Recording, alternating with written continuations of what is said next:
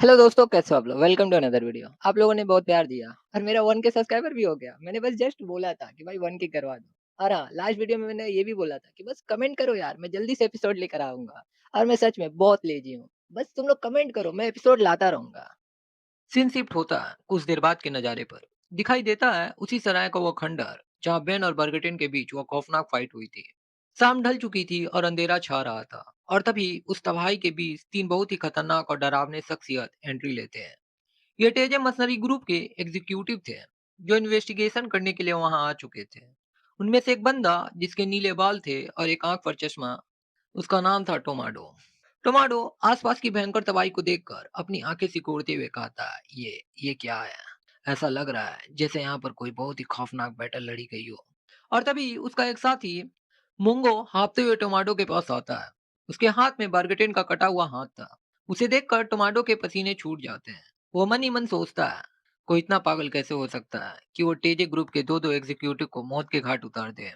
जिस वीरून कास्टर ने हमारे मसनरीज को काटा है, वो जरूर कोई हाई लेवल का मॉन्स्टर होगा। टमाटो तुरंत अपने दूसरे साथी मोंगो की तरफ देखता है। मोंगो एक बहुत ही मोटा और खूंखार दिखने वाला मसनरी है। टमाटो उससे पूछता है, मोंगो, क्या तुम इस कातिल को ट्रैक कर सकते हो? मोंगो सूंघते हुए खौफनाक क्रीपी स्माइल देता है। वो कहता है, उसकी माँ कभी भी यहाँ ताजा है। वो कल तक यहीं पर था। मोंगो उसका पीछा करेगा, जैसा ब्रदर कहेंगे। टमाटो एक डेविल स्माइल देता है और रॉबिन से कहता है, रॉबिन, तुम तुरंत जाओ और लॉर्ड क्योसार को इस पूरी घटना का रिपोर्ट दे दो। और जहां तक बात उस कातिल की, तो मोंगो के साथ मिलकर मैं उसे ट्रैक करूंगा। रॉबिन अपने साथियों के साथ यस सर कहते हुए वहां से निकल जाता है। सीन शिफ्ट होता है और हमें वही छोटी बच्ची दिखाई जाती है, ओफान। ओफान की आंखें झटके से खुलती है। बेन उसे सेव करके एक दूसरी जगह ले आया था। ओफान उठकर बैठती है और हड़बड़ाते हुए आसपास देखती है। वो पैनिक करते हुए जोर से चिल्लाती है, अंकल हॉक्स। तभी अंधेरे में से बेन बाहर आता है। वो बहुत ही शांत और भारी आवाज में कहता है, तो आखिरकार तुम उठ ही गई। ओफान बेन को देखते ही घबरा जाती है और रोते हुए तेज आवाज में पूछती है, अंकल हॉक्स, और मेरे बाकी सारे दोस्त कहाँ हैं? बेन बिना किसी इमोशन के बिल्कुल एक पत्थर की तरह कहता है, तुम्हारे अलावा बाकी सब मारे गए। ये सब सुनते ही ओफान का पूरा दिमाग सुन पड़ जाता है। वो पूरी तरह से सदमे में चली जाती है। उसे यकीन ही नहीं हो रहा था कि ये कैसे हो गया। उसकी आंखों से आंसू बहने लगती है। वो रोने लगती है। वो पागलों की तरह चीखती है, चिल्लाती है, ना, ऐसा नहीं हो सकता, तुम झूठ बोल रहे हो। वो मानने के लिए तैयार ही नहीं होती है। बेन उसे बीच में ही रोकते हुए बहुत ही ठंडी आवाज में कहता है, शांत हो जाओ लड़की, तुम्हारे अलावा सब मारे जा चुके हैं। अफान जमीन पर गिर पड़ती है और रोते हुए कहती है, तो फिर तुमने मुझे क्यों बचाया? मुझे भी क्यों उनके साथ नहीं मरने दिया? बेन उसे एक काफी कोल्ड लुक देते हुए कहता है, गलतफहमी मत रखना। मैंने तुम्हें इसलिए नहीं बचाया कि तुम मर रही थी, बल्कि मैंने तुम्हें इसलिए बचाया क्योंकि तुम मेरे काम के लायक हो। तुम मेरी काम आ सकती हो उस इंसान को ढूंढने में। तभी हमें कुछ समय पहले का फ्लैशबैक दिखाया जाता है। फ्लैशबैक में हमें दिखाई देता है कि स्कॉलर अब मरने की हालत में आ चुका है। वो बेन के पैर पकड़कर भीख मांग रहा होता है, प्लीज, प्लीज ओफान को बचा लो। वो केसार का पता जानती है। वो टेजे ग्रुप के बारे में तुम्हें सब बता देगी। बस उसे बचा लो। बैन शौक होते हुए पूछता है, अगर ये बात झूठ हुई तो? स्कॉलर रोते हुए कहता है, तो तुम उसी समय उसे मार देना। लेकिन प्लीज, अभी उसे बचा लो।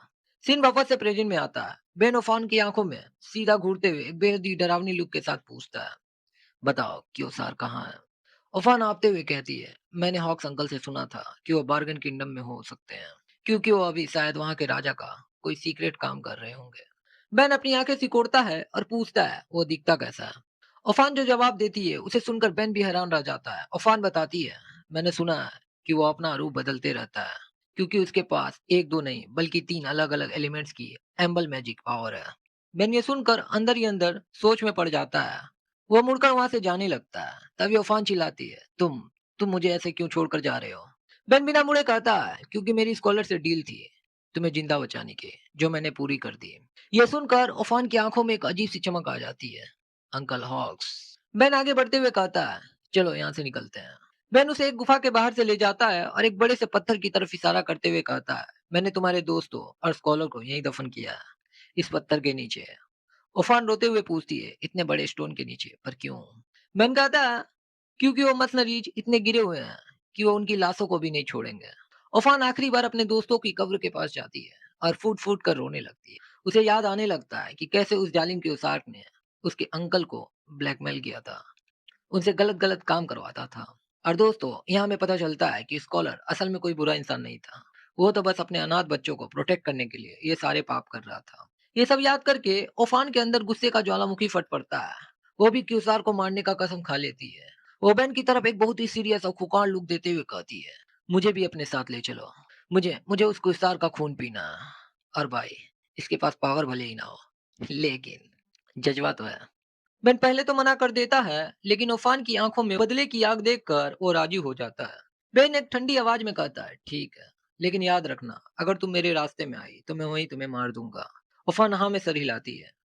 तभी हमें कुछ पल बाद का सीन दिखाया जाता है, जहाँ मोंगो और टोमाटो बेन को ट्रैक करते करते उसी गुफा तक पहुंच जाते हैं, लेकिन उन्हें वहां बेन नहीं मिलता। टोमाटो अपनी ऑरा फार्मिंग करते हुए स्माइल देता है और कहता है, कोई बात नहीं, कुछ ही पल में तुम मुझे मिल जाओगे और मैं तुम्हें कुत्ते की तरफ पीसेस करूंगा। तो दूसरे सीन में हमें दिखाया जाता है एक बड़े से महल को, जहाँ लॉर्ड क्यूसार्क बड़े ही आराम से आराम फरमा रहा होता है। तभी वहां पर एक बंदा आता है और कहता है, लॉर्ड क्यूसार्क, मुझे आपको एक बहुत ही अर्जेंट रिपोर्ट करनी है। लेकिन क्योसार के वीर स्माइल के साथ कहता है, बताने की जरूरत नहीं, मुझे पहले से ही पता है कि मार्केल और बार्गेटन मारे गए। क्योसार आगे कहता है, मोंगो और टोमेटो से कह दो कि जब तक वो कातिल मिल ना जाए तब तक वापस ना आए। वो बंदा शौक हो जाता है। वो बंदा कहता है, क्या हम लोगों को बीच में आना चाहिए? क्योसार अपनी उंगलियों से खेलते हुए कहता है, ना, इसकी कोई जरूरत नहीं, वो लोग उसे संभाल लेंगे। मैं भी बार्गन किंगडम की तरफ जा रहा हूँ, बाकी के सारे मैटर्स तुम संभाल लेना। वो बंदा सिर झुकाते हुए यस सर कहता है। सीन वापस से बेन और ओफान की तरफ आता है। वो दोनों एक बहुत ही अजीब से और घने जंगल में भटक रहे होते हैं, और उनके ठीक पीछे एक चट्टान से मोंगो और टोमाटो छुपकर उन्हें देख रहे होते हैं। मोंगो अपनी भारी आवाज में कहता है, ब्रदर, क्या हम उन्हें अभी पकड़ लें? टोमाटो एक चालाक स्माइल के देते हुए कहता है, नहीं मोंगो, पहले हम उनका पीछा करेंगे और सही टाइम आने पर उन्हें किल करेंगे, जिससे लॉर्ड क्यूसार्क हमसे बहुत खुश होंगे। मोंगो, जो कि थोड़ा बेवकूफ है, लेकिन टोमाटो को अपना बड़ा भाई मानता है, खुशी से कहता है, जैसा ब्रदर कहेंगे मोंगो वैसा करेगा। वहीं दूसरी तरफ बेन और ओफान चलते चलते एक ही पेड़ के पास बार बार घूमकर पहुंच रहे थे। ओफान डरते हुए कहती है, मैंने अंकल से सुना था कि हमारे सराय के पास फॉरेस्ट ऑफ मोरे है, जहाँ बहुत सारे डीमन ट्री रहते हैं। बेन अपनी आंखें सिकोड़ता है, इसका मतलब हम लोग फॉरेस्ट ऑफ मोरे में फंस गए हैं। बेन इस बात को मजाक में ले ही रहा होता है, लेकिन भाई, उसके ठीक पीछे वो डीमन ट्री अपनी खौफनाक और लाल आंखों के साथ बेन को घूर रहा होता है। बेन को तुरंत एहसास हो जाता है कि कुछ तो गड़बड़ है, और वो जैसे ही वो डीमन ट्री बेन और ओफान को खाने के लिए अपनी जड़ें आगे बढ़ाता है, बेन बिजली की रफ्तार से ओफान को वहां से खींच कर बचा लेता है। बेन अपनी ब्रूट फोर्स और हेवनली फायर से उस डीमन ट्री पर ऐसा खौफनाक अटैक करता है कि बूम, उसका पूरा शरीर ही एक ही पल में जलकर खाक में बदल जाता है। लेकिन इस धमाके के इम्पैक्ट से आसपास के सारे डीमन ट्री अट्रैक्ट हो जाते हैं। बेन एक एक करके उन सबको चीरने लगता है, मारने लगता है, फाड़ने लगता है। लड़ते लड़ते रात से दिन हो जाता है। लेकिन दोस्तों, इस लगातार फाइट की वजह से बेन का माना पावर बहुत ही तेजी से घटने लगता है। ओफान घबराते हुए पूछती है, बेनिफेक्टर, क्या तुम ठीक हो? बेन के चेहरे पर पसीना आ रहा था। वो अपना सीना पकड़ते हुए सोचता है, ओह, मुझे क्या हो रहा है? इतने सारे डीमंस को मारने की वजह से मेरा माना पावर तेजी से खत्म क्यों हो रहा है? और ये मोरे फॉरेस्ट, ये जंगल भी मेरे माना को चूस रहा है। मुझे समझ नहीं आ रहा कि ये हो क्या रहा। बेन की हालत खराब होने लगती है, उसके सेंसेस ब्लर होने लगते हैं, उसे हेलुसिनेशन होने लगती है, उसे चक्कर आने लगते हैं। और तभी इसी कमजोरी का फायदा उठाकर टोमाटो और मोंगो चट्टान से नीचे कूद पड़ते हैं। बेन तुरंत फील कर लेता है कि उसके पीछे कोई है। टोमाटो स्विंग करके जानलेवा अटैक कर देता है। क्रैश! बेन लड़खड़ाते हुए बाल बाल बचता है। बेन अपनी धुंधली आंखों से सोचता है, ये क्या था? अभी अभी क्या हुआ? बेन और कुछ समझ पाता उससे पहले ही टोमाटो बेन के पास पहुंचता है और उसके हाथ और गर्दन को पकड़कर एक खतरनाक लॉक में जकड़ लेता है। आह! बेन दर्द से कराहता है। वो सोचता है, शिट, मेरी बॉडी में स्ट्रेंथ ही नहीं बची है। टोमाटो एक डेविल स्माइल देता है। बेन के कान में फुसफुसाता है, बच्चे, तुम्हें पता भी नहीं कि ये सोर्सरर के लिए माना कितना इंपॉर्टेंट होता है, और तुमने उसे इन डीमन ट्री को मारने के लिए खत्म कर दिया। बेन को भयंकर गुस्सा आता है। रुक, तुझे बताता हूँ मैं। वो अपने फिर से टोमाटो पर अटैक करता है, लेकिन टोमाटो उसे आसानी से ब्लॉक कर लेता है। टोमाटो हंसते हुए कहता है, मेरी स्ट्रेटेजी काम कर रही है। बेन शॉक हो जाता है। मेरे अटैक का इस पर कोई असर क्यों नहीं हो रहा? अरे बेन भाई, मैं कैसे बताऊं कि तेरी माना पावर कम हो गई है, इसलिए तेरे अटैक टोमेटो पर कुछ असर नहीं कर रहे हैं। जाओ भाई, तनी खाना वाना खाओ, माना पावर को रिकवर करो। Back to the topic. Tomato जोर जोर से हंसते हुए उसे मॉक करता है, वीक वीक, तू तो बहुत कमजोर निकला।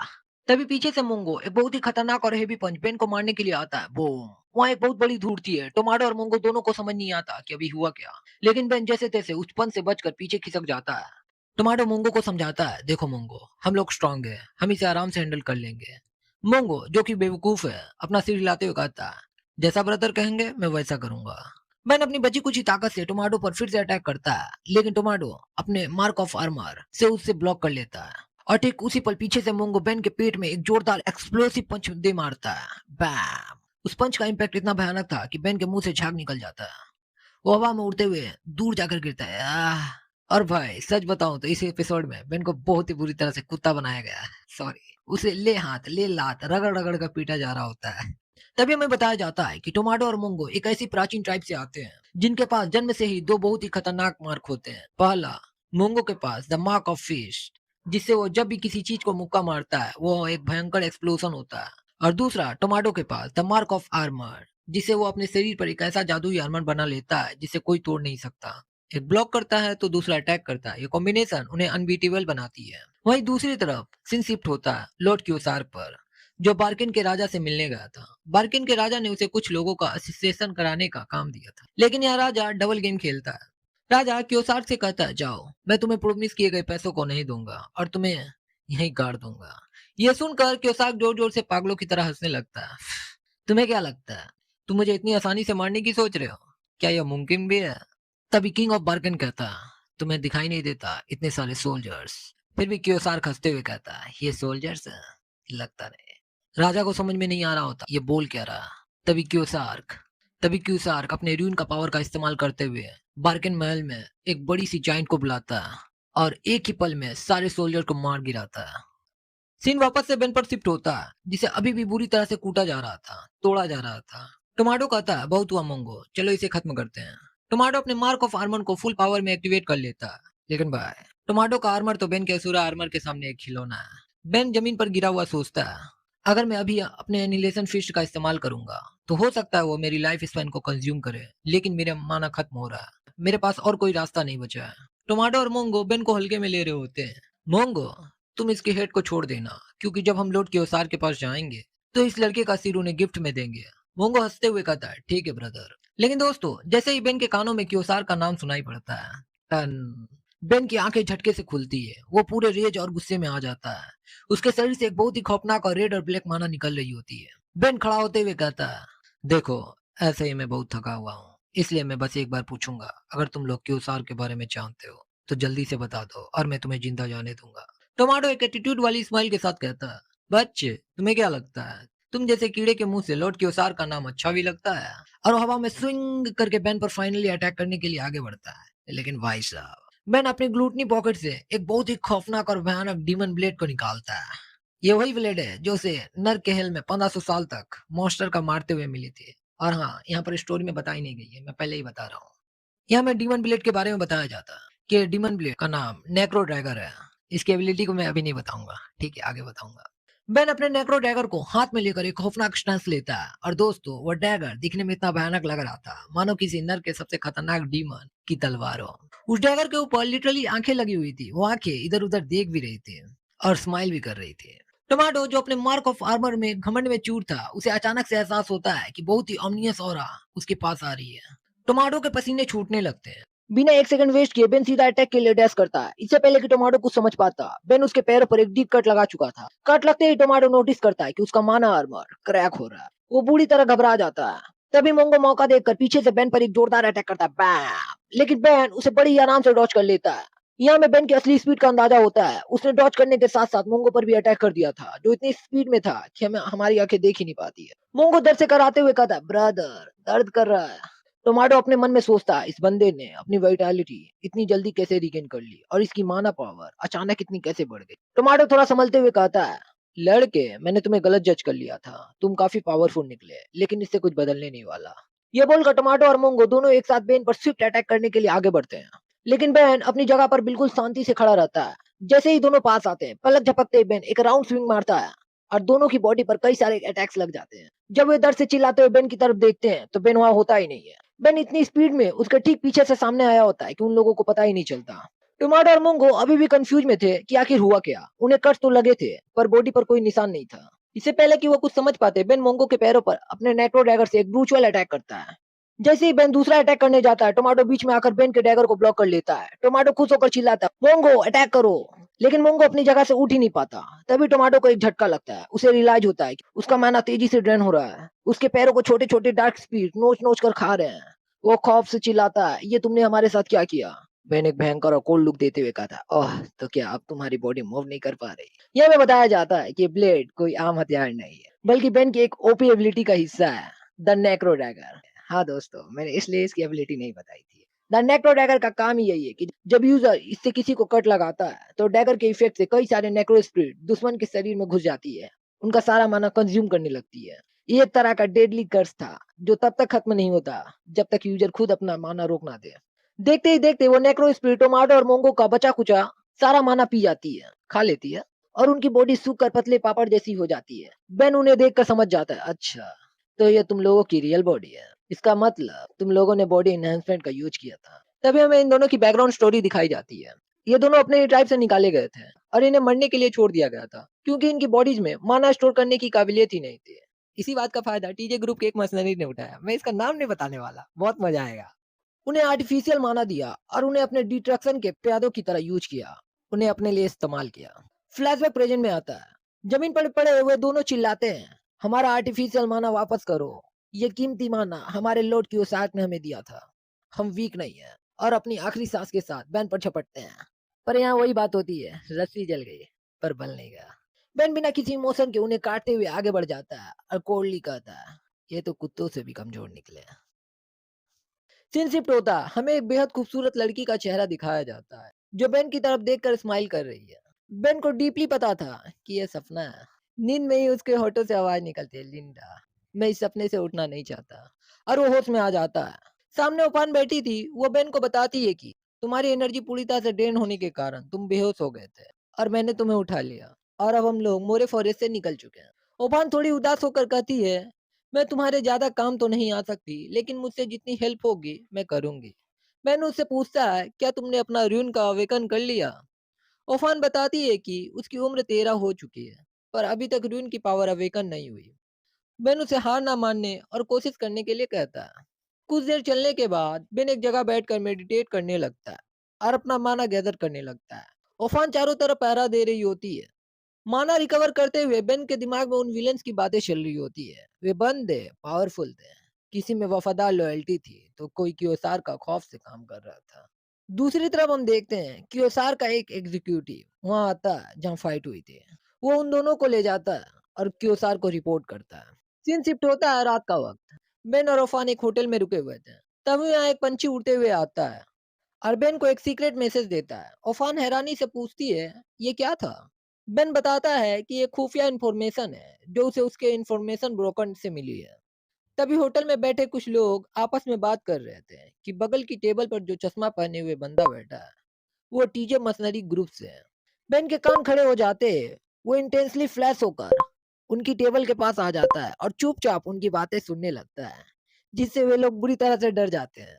जब बेन को समझ में आता है कि वो चश्मे वाला इंसान सच में टीजे ग्रुप का है, बेन अपना अगला मूव चलता है। बेन सीधा उस चश्मे वाले बंदे के पास जाता है और कहता है, हे मिस्टर, मैंने सुना है कि तुम टीजे मर्सनरी ग्रुप से हो। बंदा बिना इंटरेस्ट दिखाए कहता है, तुम्हें मुझसे क्या काम है? बेन डायरेक्ट पूछता है, क्या तुम टीजे के कॉप्स मेंबर हो? यह सुनकर वो बंदा कुछ पल के लिए चौंक जाता। इससे पहले कि वो रिएक्ट कर पाता, बेन अचानक अपने घुटनों पर बैठ जाता और अपना सिर झुकाता। मेरी रूडनेस के लिए मुझे माफ करना। मुझे टीजे मसनरी कॉर्प्स ज्वाइन करनी है। ये मूव देखकर वो बंदा भी अंदर से दंग रह जाता है। और भाई ये बंदा कौन कौन छीन रहे हो मुझे बताना कमेंट में। यह बेन अपने मन में कैलकुलेशन कर रहा था कि ओसार के पास 3 रून्स की पावर है और वो भेद बदलने में माहिर है। आना ने कहा था कि हमारे इंटेलिजेंस नेटवर्क की भी एक लिमिट है। अगर मुझे क्योसाक तक पहुंचना है तो मुझे टीजे कॉप्स के अंदर घुसना ही होगा। मेरे पास सिर्फ एक ही रास्ता है, खुद को एक भेंट के रूप में पेश किया जाए। बेन आगे उसे कहता है, मैं किसी नोबल फैमिली से नहीं हूँ। एक आम इंसान के लिए मर्सनरी बनना एक अच्छी लाइफ है। मैं टीजे जैसे बड़े ग्रुप का हिस्सा बनकर पावरफुल बनना चाहता हूँ। तो दोस्तों, यहाँ से शुरू होता है एक खतरनाक साइकोलॉजिकल वॉरफेयर। जिसे नहीं समझ में आता वो समझ ले, माइंड गेम। मैं सोच रहा था, अब देखते हैं तुम्हारा रिएक्शन क्या होता है। वो बंदा बेन को देखता है पर चेहरे पर कोई एक्सप्रेशन नहीं है। अपने मन में ही सोचता है, ये लड़का जितना दिख रहा है इसका लेवल उससे कई गुना ऊपर है। इसकी ओवरवेलमिंग माना पावर और इसकी किलिंग इंटेंट पूरे टीजे ग्रुप में इतना खतरनाक और किसी का नहीं है। इसकी एज के हिसाब से ऐसी पावर किंगडम के गिने-चुने लोगों में ही होती है। आखिर ये है कौन? कोई स्पाई, किसी दूसरे किंगडम का असेसन या फिर एथोस ऑर्डर का वो नाइट जो मुझे कुत्तों की तरह ढूँढ रहा है।